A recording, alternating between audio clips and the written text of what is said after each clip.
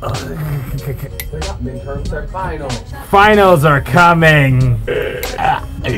Finals are coming, and you need to study. We all need to study for these finals. But the problem is that you can't get started on it. You are procrastinating. You don't know what to do. You feel like you should do it right now, but no, you don't want to because you have better stuff to do right. Like what? Playing video games, talking to people, eating food.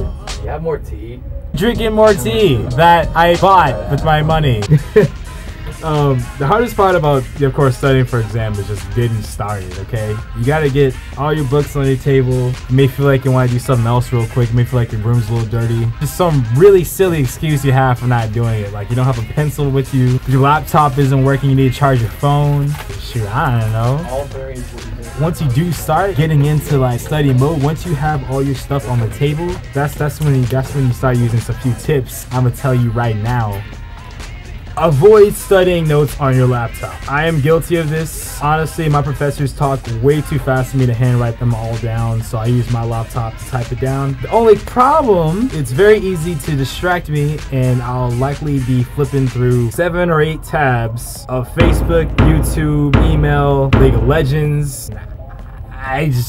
I may write like 5 words and I'll go back to playing another match for like 40 minutes and then come back and do 5 more words and do the same thing again. Number 2, go put someplace secluded, away from people. I mean, I don't know about you guys, but in college it's very easy to get distracted by friends that want to chill. And if you're trying to study, obviously you might feel inclined to go with those friends and chill for a little bit, which ends up being the entire night, ends up being bad for you. You haven't started studying for anything yet, which you probably want to get towards doing because you have an exam tomorrow. If I'm just going to be studying, I got to be outside my room.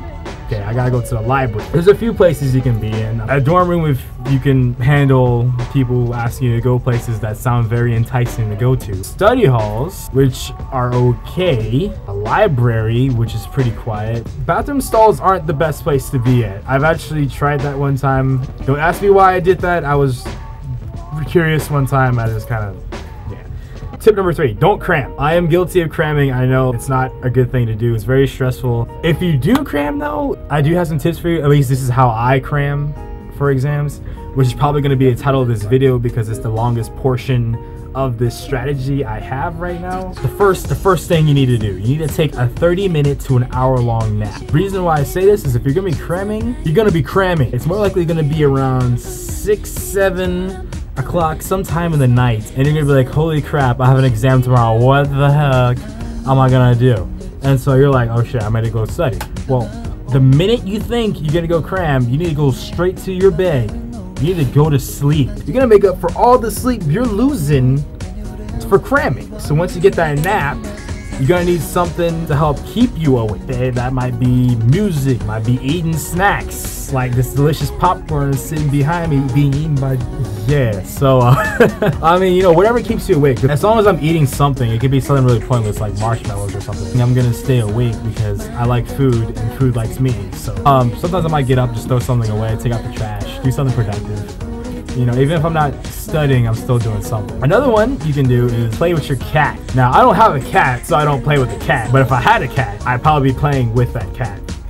So yeah, have a study guide. You have to have some sort of framework. It's really useful if your exam involves a lot of like writing and just vomiting everything you've learned in your mind, which would be very good for history. Most history classes, what you do is you're gonna be listening to him lecturing you the entire class. You write down everything he says. Then on the day of the exam, you're gonna repeat what he says in your own words with the date, the facts, the situations, all that good stuff. And if you don't have a good idea or good framework for what you're studying and what exactly you need to get done, it's gonna be just a giant jumble mess. You're not gonna know what you're talking about. You're gonna sound really silly just stating bullet points everywhere. So it's good to know what you want to study and how to study it.